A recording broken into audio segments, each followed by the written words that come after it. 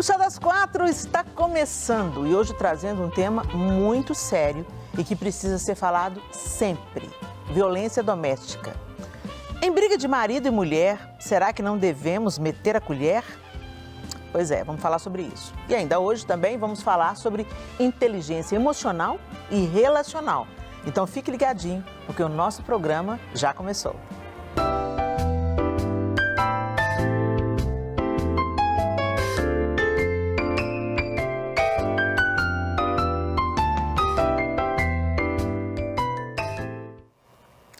Vamos começar o programa de hoje conhecendo um pouco mais da nossa convidada. Vamos lá? Priscila Lopes nasceu em um lar cristão e em uma família muito envolvida em trabalhos sociais. Casada com David Araújo, é mãe de 2 filhos, Miguel e Isabelle. Há 2 anos passou por uma grande luta, tendo que enfrentar um câncer de mama, quando cresceu muito pessoalmente, espiritualmente e profissionalmente. Priscila é coach e analista corporal. Ela foca o seu trabalho no crescimento pessoal e familiar.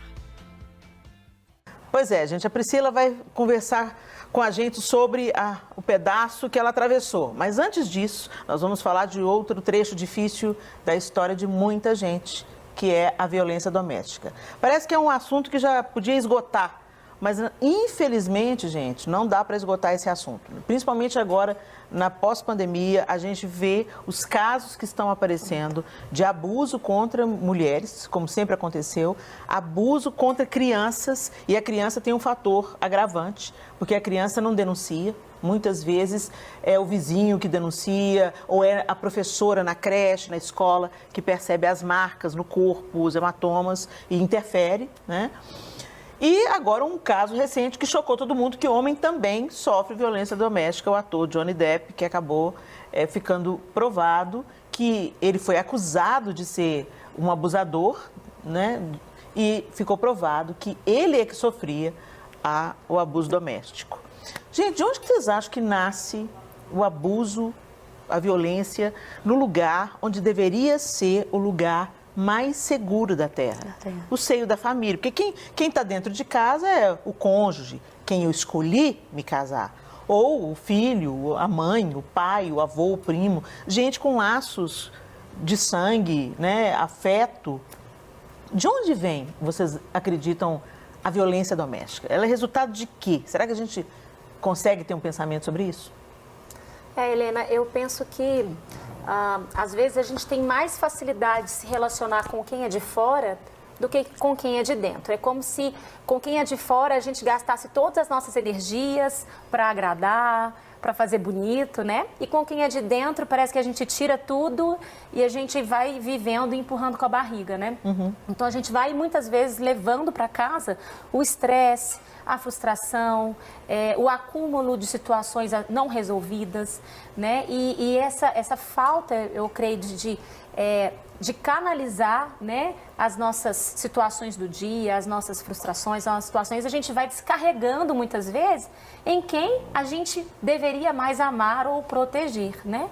A gente sabe que muitas vezes um pai vai corrigir, às vezes passou por um dia estressante e desconta ali no filho a raiva que passou no trabalho, né? Uhum. Então, é uma agressividade descabida, né? Seja de qual parte for, mas eu creio também que além, né, dessa inversão da questão do fora e do dentro, eu acredito muito também numa reprodução, né, de uma criação ou de algo que foi visto, né? Como é que era o lar desta pessoa, como é que ela entende família.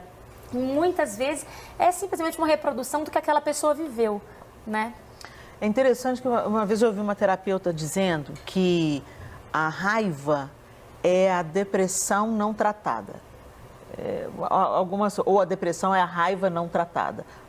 As duas coisas, depressão e raiva, estão intimamente conectadas. Obrigada. Às vezes a gente pensa que um sintoma de depressão é só a gente ficar down, eu não tenho energia para nada, eu não tenho alegria em nada, eu não quero ver ninguém, eu só quero ficar deitado. E, na verdade, não é só isso, né, que manifesta um perfil de uma pessoa depressiva.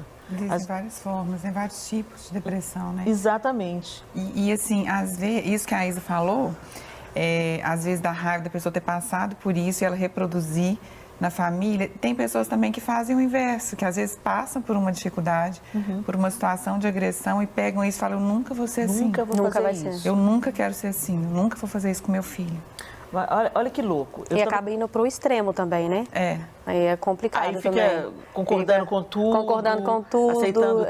E acaba estragando ali naquela educação. Tem esse lado. Eu estava conversando com a doutora Ilma Cunha, que é uma terapeuta que eu respeito muito, e eu estava buscando nela informações. Você tem a vivência de consultório. Como é que é isso? Qual que é o perfil do abusador, do cara que é violento? Por que esse homem é violento? Você tem acesso a essas histórias, a pessoas que lidam com isso? Você já tratou pessoas assim? E ela estava compartilhando comigo nuances diferentes, mas tão interessantes a gente prestar atenção.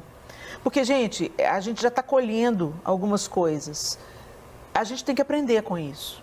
Além de denunciar, ok, violência doméstica, a gente tem que denunciar. Se você vê alguém apanhando e você não faz nada, você é conivente. Eu acho que isso já é senso comum. Todas concordamos? Sim. Né? Briga de marido e mulher é para meter a colher, sim. Tem uma frase que eu acho que é até assim, em briga de marido e mulher, você socorre a mulher. Né? E aí a gente tem que pensar em todas essas coisas. Então, é senso comum. Mas aí eu penso, o que a gente pode fazer daqui para frente? Que tipo de semente a gente vai plantar para a gente diminuir famílias, né? esses números? O que está acontecendo? Como identificar um perigo? Porque, às vezes, o perfil de um cara que se torna agressivo é surpreendente. Às vezes, o cara teve uma vida inteira sem nenhuma ocorrência. Uma pessoa pacata, uma pessoa querida, uma pessoa amiga de muita gente. E todo mundo fica assim, embasbacado. Mas como? Quê? Fulano fez isso? Como que ele fez isso? Ele nunca fez isso. Às vezes vai entrevistar a mãe. Não, sempre foi uma criança super tranquila, né, e tal. Aí eu me lembro de coisas minhas como mãe e que eu quero trazer a reflexão para ajudar o pessoal que está em casa. O Miguel, meu filho, sempre teve um perfil muito tranquilo de aceitar tudo, né? Então, o Arthur vinha, eu quero a camisa igual a dele, eu quero a camisa... Eu comprava as duas camisas igual, eu quero a dele. Aí eu pegava a camisa, Miguel, posso dar para o Arthur, Miguel? Querendo acabar com a briga, querendo acabar com a pendenga. E ele falava assim, pode dar, mamãe, pode dar. Sem problema, Miguel? Ele disse, sem problema, mamãe. E eu dava. Quando o tempo foi passando, eu fui percebendo que o Miguel foi fazendo o quê? Ele começou a comer os próprios dedos. Eu falei, por que esse menino está comendo os próprios dedos? Por que ele não ruía a unha, não, gente. Começava na unha e ia no dedo. Aí eu estava acompanhando uma gravação do Crianças Diante do Trono e teve uma situação de frustração, onde ele foi frustrado porque ele foi injustiçado. E eu não podia interferir, porque eu estava ali não como mãe do Miguel, eu estava ali como uma pessoa ajudando no set de filmagem. Eu fiquei frustrada, ele ficou frustrado, e isso foi uma dor terrível.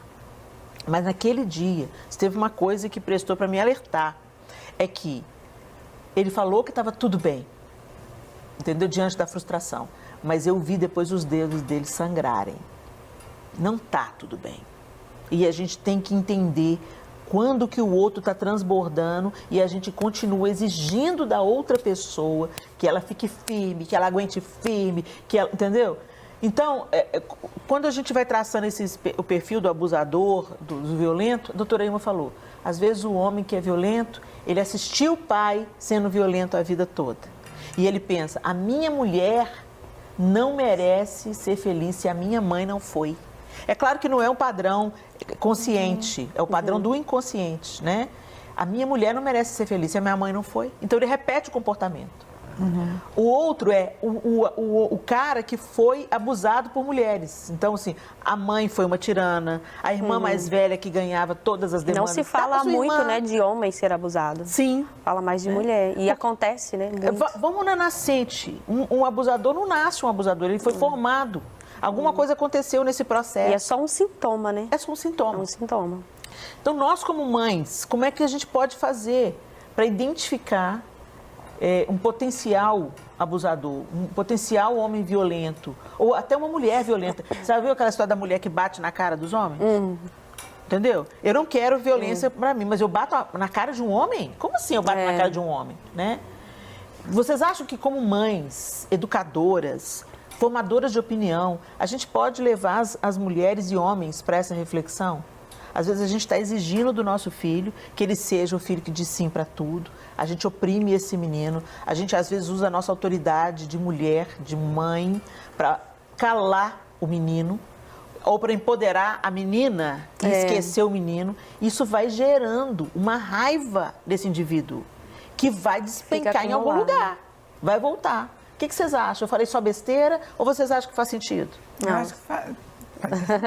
Eu acho que faz total sentido, né? Tudo vem da criação, da infância, naquele período da formação da nossa personalidade, né? Onde a gente desenvolve nossas habilidades e os nossos traumas também ficam guardados. E uma criança vendo ali um pai agressor, uma mãe agressora, ela vai acumulando aquilo.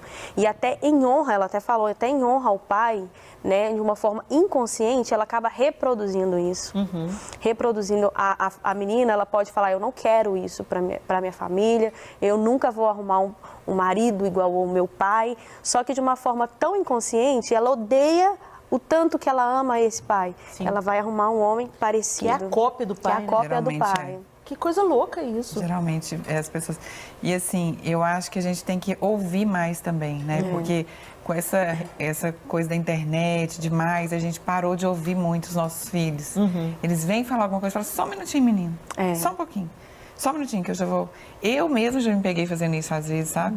Então, e eu comecei a prestar atenção, falei, eu preciso ouvir mais, porque quando a gente escuta mais nossos filhos, a gente identifica isso. Você identifica que está acontecendo um problema com o dedo, que está comendo o dedo, às vezes está rangendo o dente, está tendo um problema à noite de bruxismo, né? Às vezes pode ser por causa disso, dessa raiva que está descontando ali. Então, assim, tem até uma mãe, uma vez, quando eu fazia reunião de mulheres, que ela falou assim, olha, eu estava tão perdida comigo, em prestar atenção tão em mim, que tinha 5 anos que minha filha precisava usar um óculos, eu não sabia.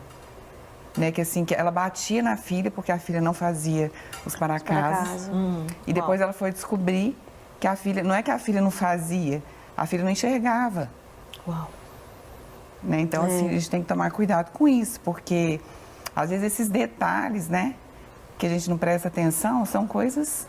porque é muito fácil a gente assume um perfil dizendo só sobre denuncie, meta a colher, separe a briga, se envolva, evite o mal, naquilo que já está pronto, no indivíduo que já é um cara violento. Mas o que a gente pode fazer de fato? Acordar, evitar, né, gente? Evitar essa violência, fazer alguma coisa antes, né? Preventiva. Na educação da nova geração, na formação. Eu sempre falo, gente, que o maior empoderamento feminino é poder educar a próxima geração de homens. Ensinar aos homens o valor, a apreciação ao feminino. Não usar da força física. Nunca. Eu me lembro da minha mãe e do meu pai plantando esses valores nos meus irmãos. Eu era muito atrevida, metia a mão na cara do meu irmão. Aí ele vinha para cima de mim com tudo. E minha mãe e meu pai, homem não bate mulher. Homem que bate mulher é covarde. Você não usa da sua força física para subjugar outra pessoa força. A sua força física é para servir, para ajudar, para resolver problemas, não é para oprimir outra pessoa. Eu lembro dos meus pais instruindo, mas ao mesmo tempo eles também me disciplinavam. Você nunca bate na cara de um homem. Isso é uma desonra. Então, assim, eles trabalhavam nas duas frentes, né? Isso é interessante, porque quando a gente também pensa na forma como a gente corrige os nossos filhos, né? Sim. Porque tem mãe ou pai que vai dando aonde está. Exatamente. Né? E a gente sabe que tem instruções que são claras, que tem partes do corpo que se diz respeito à honra da pessoa. E até essa questão mesmo do bater ou não, aí é um assunto talvez para um outro chá das 4. Eu não falaria do bater, mas eu usaria a palavra de corrigir, né? Mas a gente vai percebendo que essa ação da agressão, ela vem de uma fúria que revela, então, um desequilíbrio, né? Esse desequilíbrio, às vezes, ele é muito percebido. Por exemplo, uma pessoa que bebe, ela saiu do estado dela natural. Então, ela se sente, né, mais livre, ali ela perde o controle e ela agride, né? Então, com certeza, isso faz parte de questões do inconsciente da pessoa, da construção dela, porque isso não acontece normalmente em situações do dia corriqueiras, são situações do desequilíbrio do ser humano, né? Mas a gente falando aqui do preventivo, Helena, eu penso também agora, do outro lado, enquanto vocês estavam falando, né? De, ao mesmo tempo que existe esse lado, da mulher ou da criança ou do homem, seja quem for, né? Que às vezes está nessa situação também e não consegue também se pronunciar, porque aí também é um outro desequilíbrio, né? É o desequilíbrio no sentido de não conseguir se expressar, né? Não conseguir se defender, não conseguir falar que está doendo, né? E a gente vê muitos casos assim de agressões que duram anos. E a pessoa vive num quadro também de dependência e que aquilo ali também precisa ser ensinado, né? Precisa ser ensinado a pessoa a entender esse lugar dela, né? Do não agressor, mas da pessoa também de entender o lugar dela, o valor dela, o lugar de fala, né? Do respeito, da dignidade também. Então, acho que são dois preventivos aqui que está falando sobre identidade, né? Vamos chamar uma história real? Eu quero te convidar a conhecer agora a história da médica Paula Veloso. Ela sofreu violência doméstica e, a partir do episódio que sofreu, ela montou um movimento para ajudar outras mulheres. Meu nome é Paula. Eu fui convidada para falar para vocês a respeito de um episódio que eu passei de violência doméstica. Isso aconteceu há 4 anos atrás, quando na época eu era casada, o meu ex-marido me espancou. Me prendeu em casa e depois daí minha vida mudou por completo. No dia que aconteceu, obviamente a violência não foi restrita àquele dia, né? A violência ela vinha de muitos anos, foram 9 anos de relacionamento, mas o que eu acho mais importante eu dizer para vocês é que ela sempre acaba da pior forma possível. Se a gente não sai antes, o fim é geralmente bem trágico, né? A gente sai pela ruptura completa. Depois disso, eu criei um projeto que chama Colheres de Ouro. Esse projeto, o nome dele se refere à frase de que em briga de marido e mulher não se mete a colher, mas eu tive algumas colheres que me salvaram, porque eles meteram a colher. Os meus vizinhos, eles chamaram a polícia enquanto eu estava em casa, apesar da polícia não ter chegado, né, durante a madrugada, porque não tinham carros disponíveis. Eu consegui avisar minha irmã durante a manhã que ele já tinha dormido e eu consegui recuperar meu celular, mas eu já estava completamente espancada.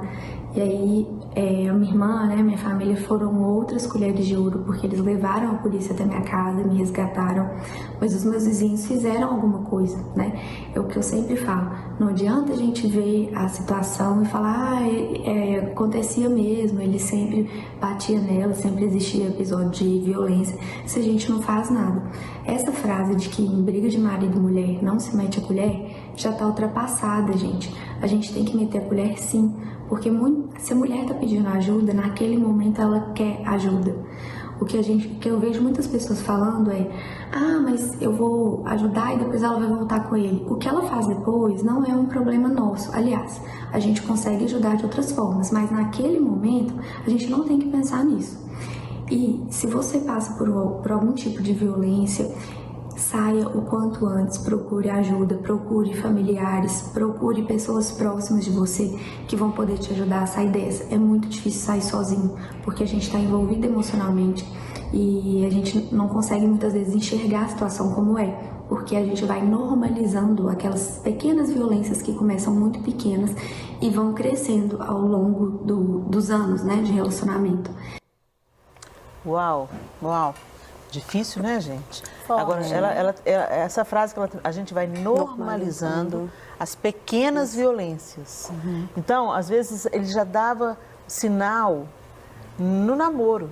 Às vezes, o grito, o apertão no braço, você não vai, né? A fala, às vezes a violência ela começa na maneira que se expressa. A forma como relaciona com uma mãe ou uma irmã. Isso fala muito. Exatamente. Isso fala muito. Minha mãe sempre falava assim, olha, Está interessado em alguém? Vê como é que ele trata a mãe e a irmã dele. Porque é assim que ele vai te tratar. É verdade. Agora, engraçado, Helena, tem pessoas que se acostumam a serem maltratadas, elas não se acham dignas de serem bem tratadas. Então, às vezes, essas pessoas elas têm mais dificuldade de denunciar. Sim. Porque elas falam, não, e se eu deixar ele, eu vou ficar sozinha?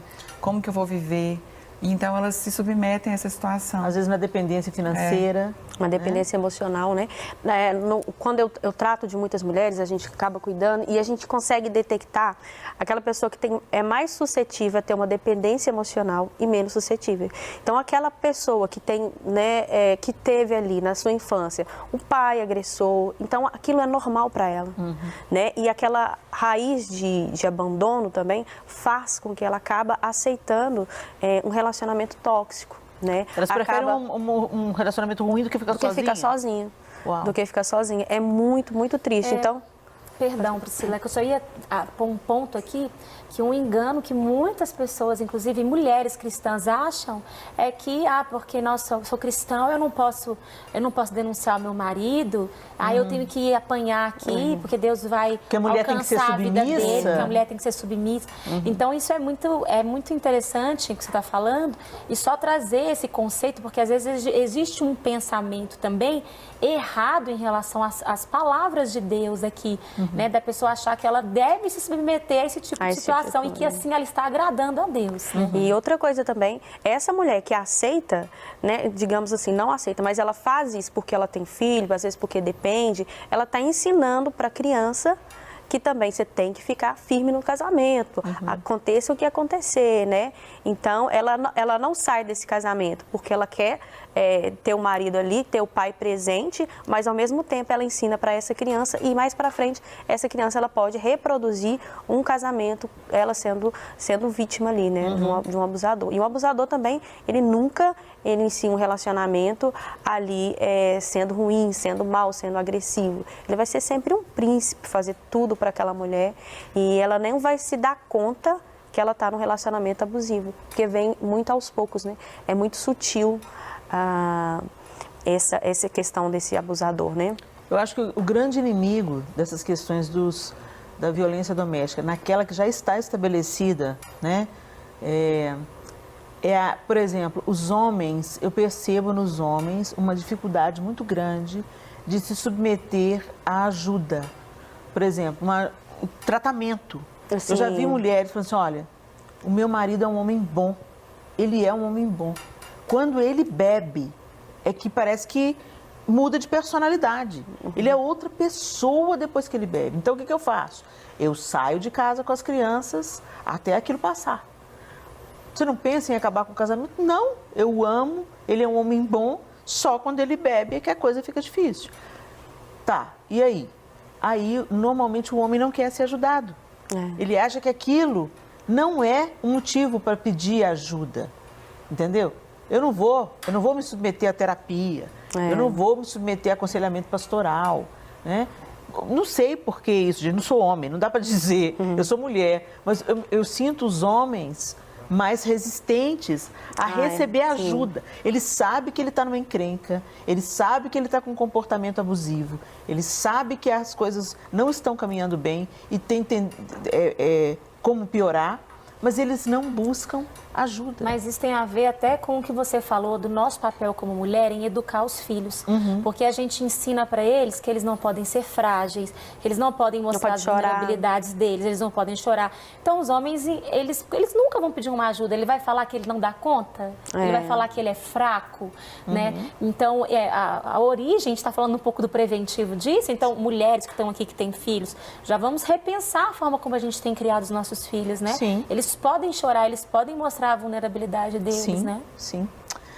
Gente, já que a gente falou nos meninos aqui, né? Vamos lá para o contraponto, porque é a opinião masculina, sim, os homens têm voz aqui no Chá das Quatro. Vamos ouvir o pastor Cássio Miranda, direto de Madrid. Fala, Cássio.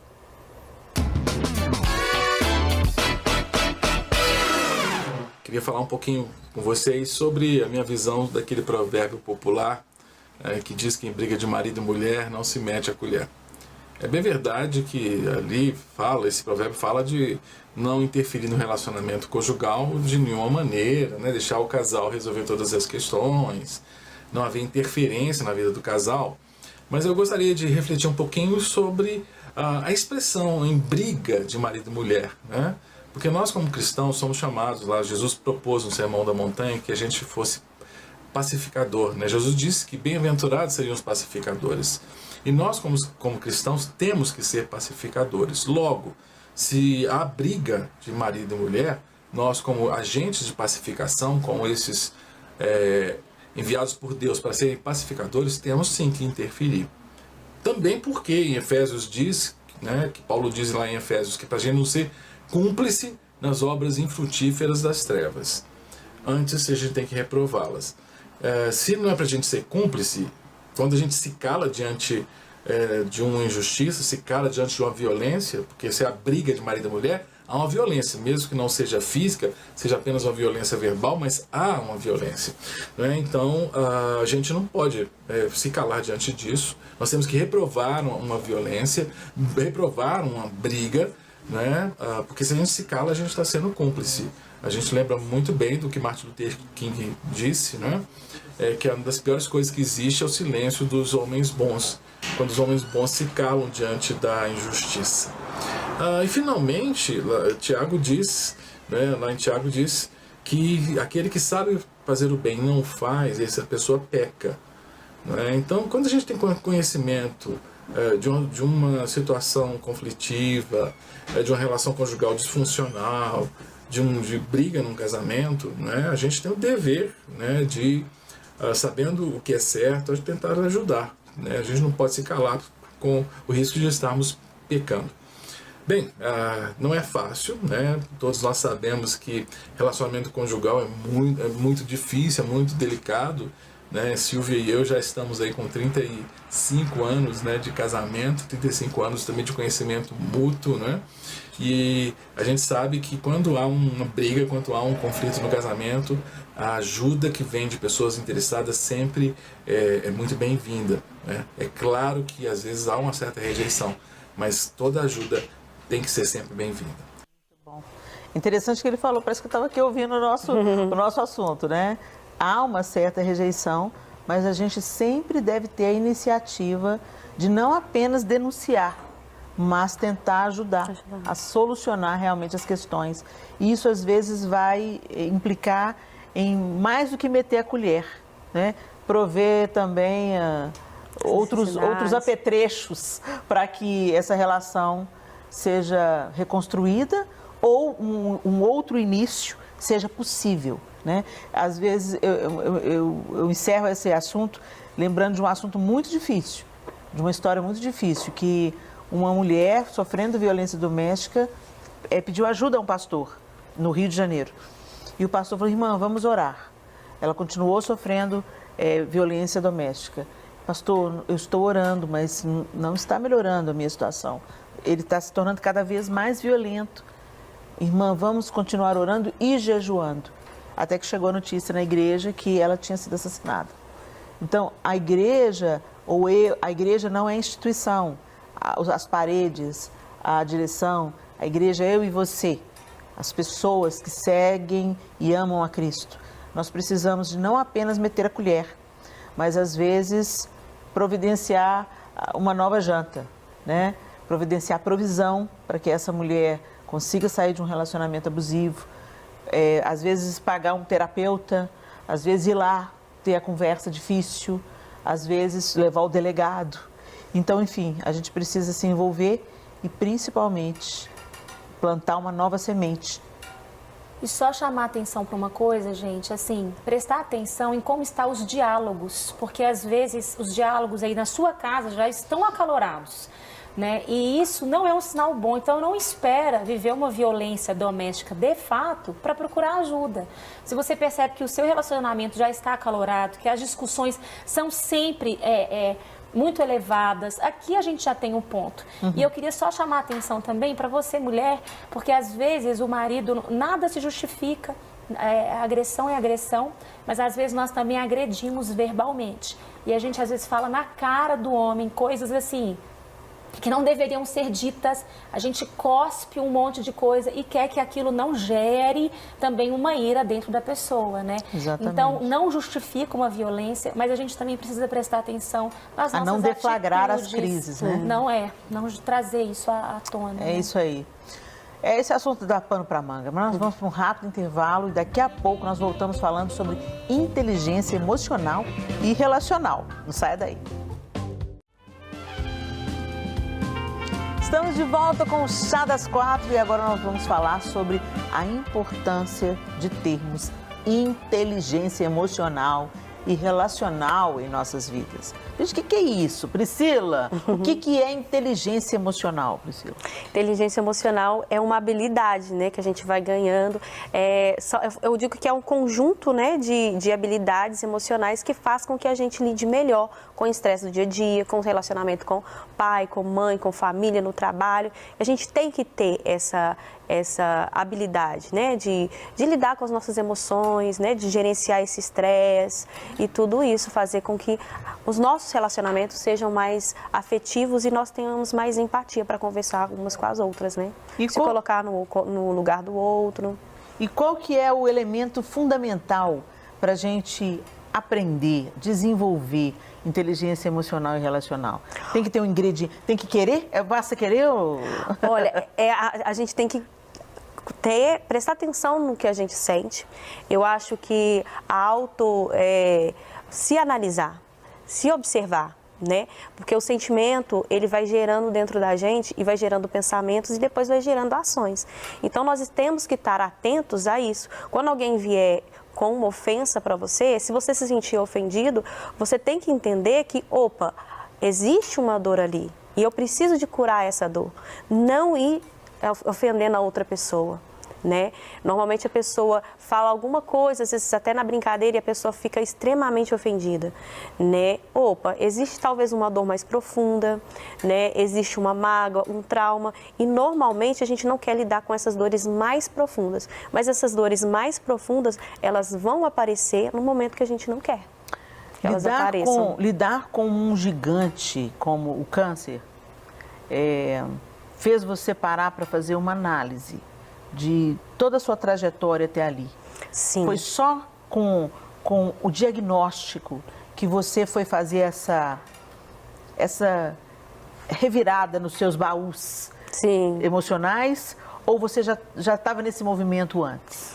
A gente, no dia a dia, no decorrer do dia a dia, a gente vai levando a vida, a gente não presta muita atenção no que a gente sente, nas nossas ações, a gente não presta atenção. E quando a gente depara com um diagnóstico desse, de câncer, você começa a repensar. Você fala, e se eu morrer? E aí, como que vai ser? Né? E você começa a pensar, nossa, eu poderia ter feito tantas coisas, eu poderia ter sido diferente. Por que gerou esse câncer? A gente começa a se perguntar também, né? Por que gerou esse câncer? Se existe alguma mágoa, se existe uma falta de perdão, tudo você começa a julgar, né? E aí você começa, você mesmo, seus próprios amigos os amigos de Jó, né? Quando eles começam ali a acusar, e aí você começa a levar a Deus as suas questões, a ser mais grata pela vida e também, algo que é muito importante, a fé. Você desenvolve uma fé que é incrível. Eu fui muito, muito otimista, tive muita fé no todo o meu tratamento. No início, acho que no dia da minha quimio eu estava muito feliz. E tinha pessoas, assim, tristes por eu estar ali fazendo uma quimio. E eu estava muito feliz. Eu falei, gente, coisa boa, eu comecei a ser curada agora. Hoje é o dia que inicia a minha cura. E eu fiquei, assim, num processo, assim, muito tranquilo e muito confiante. Tiveram muitas pessoas que oraram por mim, meu esposo subia no monte, todo dia da quimio ele estava lá, o tempo todo. Ai, e ele e a minha sogra. E eu sempre fui muito confiante. Depois que você passou por isso tudo, aí a gente reavalia a vida, né, gente? Já teve um momento assim, no caso da Priscila, o que deflagrou esse... Peraí, para tudo, deixa eu me reorganizar. Deixa eu ver aqui como é que estão as minhas emoções. Deixa eu gerenciar isso. Já aconteceu isso com você, Simone? Já assim, não foi direto comigo, mas em família eu já vivi uma situação muito difícil, assim. E quando a gente está vivendo um momento assim, de dor, um momento de desafio muito grande, parece que aquilo não vai passar. né? E o que me trazia força para poder vencer e para ter reações diferentes, porque a gente não sabe como que a gente vai reagir. E a gente sabe, às vezes, como a gente agiria numa situação, mas como você reage dentro de uma situação que acontece no momento que você não espera, a gente não sabe qual vai ser a nossa reação naquilo, né? E eu sempre fui muito otimista em tudo. Então eu falo, não, isso aqui vai passar. Por quê? Porque eu trago à memória outras situações que já aconteceram que me dão esperança. Sim. Né? Que eu sei que passaram, que Deus colocou pessoas para caminhar comigo naquele tempo, que me ajudaram muito. Pausa aí.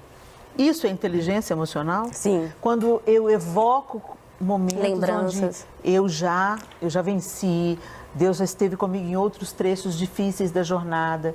Isso é um exemplo de inteligência. Eu cantava muito, eu quero trazer à memória aquilo que me dá esperança. E é muito bom quando você tem pessoas caminhando com você, que te ajudam, né? Pessoas de oração. Eu tenho amigas de oração de muitos anos e é o que me sustenta durante muito... Isso a gente não mostra, né? Nas redes sociais. Isso a gente não coloca, mas assim, eu tenho companheiras de oração de anos que foi o que me sustentou. Glória a Deus. Né? Aquelas amigas que te ligam, que falam, eu tô com você, porque Deus me mostrou isso, me falou isso, eu tenho certeza que isso vai passar. E assim, o tempo, quando a gente conta o tempo, quando passa a tribulação, você vê que foi um tempo muito grande, mas que foi um tempo de aprendizado e que a gente não percebe que ele foi tão longo assim, quando ele passa. Sim. Né? Porque ele passa igual as coisas boas passam. Tudo passa, graças a Deus. Então, Toda dor é por enquanto. E isso nos fortalece, né? Eu acho que a gente não tem que pegar isso como um pessimismo e brigar e ficar naquela revolta e falar, não, eu estou passando por isso.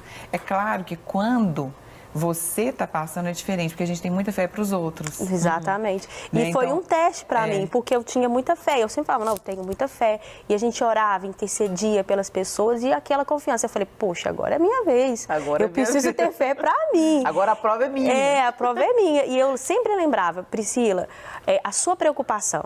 E eu nunca deixei de dormir, de colocar a cabeça no travesseiro e dormir. E as pessoas sempre falavam, nossa, deve estar tomando muito remédio. Não, estou tranquila. Porque na minha mente eu pensava assim, se eu estiver muito preocupada, eu estou dizendo para Deus, olha, você não é o suficientemente importante ou poderoso para me curar. Então eu preciso de perder minha noite de sono, né? Mas a gente tem que ser muito legítimo com aquilo que a gente sente, eu acho, sabe? A Priscila, graças a Deus, ela teve essa atitude de ser assim, mas uma pessoa que também não tem, ela tem aquela... Fala, não, eu não dou conta, eu tô sentindo isso mesmo, eu tô revoltada, eu não tô conseguindo ter essa alegria dentro dessa dor. E ela falar isso é legítimo. É legítimo. Eu ia né? falar isso É agora, importante. porque todo sentimento ele é legítimo, né? A questão é o que a gente faz com esse sentimento. Então tem um termo que se usa também dentro dessa linguagem, né? Que é a agilidade emocional. Então eu posso sentir raiva, eu posso sentir tristeza, né? Isso faz parte. Deus colocou isso em mim também para que eu é importante sentir dor, para eu saber que está doendo, né? E aí a partir desse sentimento, então, primeiro, por que eu estou sentindo isso, né? Eu vou entender o porquê e aí em cima disso eu vou trabalhar então essa agilidade emocional. Eu consigo reverter esse sentimento num outro? Eu consigo ter uma outra reação diante disso? Então essa agilidade da gente conseguir saber que sentiu, tá tudo bem sentir, né? Não é também dizer não sinta.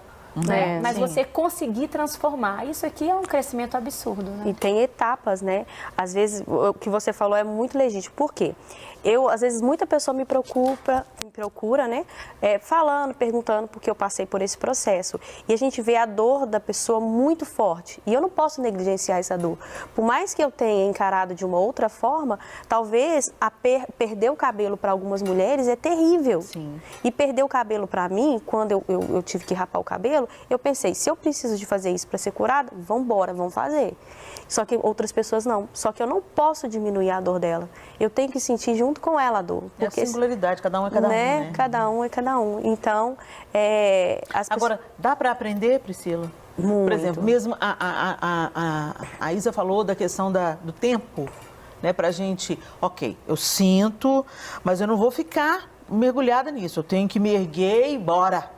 Vou lá fazer a quimioterapia, bora, vou lá reconstruir esse casamento, né? Quer dizer, bora, vou lá cuidar da minha mãe que está enferma. Cada um tem... tem um momento que você tem que reagir. Reagir. Né? Tem como aprender? Olha, na verdade, a gente não sabe até passar por aquilo. E quando a gente passa, a gente descobre o tanto que a gente é forte e o tanto que a gente é fraco. Eu costumo dizer isso, porque eu só tenho força, eu só tive força por Deus. Porque agora, eu olhando, eu falo, gente, eu fui muito Como é que eu dei forte. conta? Mas eu só fui forte porque Deus me fortaleceu. Porque senão eu não conseguiria. Amém. Então, assim, é depositar a fé, a esperança e confiar realmente em Deus mesmo. Amém. E não se conformar, né, gente? Eu acho que tem tudo a ver com você sente, você está passando por isso, ok? É legítimo. Chora, é para chorar? Chora. Né? É para ter um dia horrível, falar nunca mais vou sair desse quarto. Tenha. Mas depois de cada noite tem um novo amanhecer e uma nova possibilidade de recomeçar. E eu acho que a inteligência emocional e relacional tem tudo a ver com isso. Da gente ter esperança de que amanhã vai estar melhor e de que essa situação vai me fortalecer. Amém? Amém. Gente, aí já está na hora de acabar o programa de novo.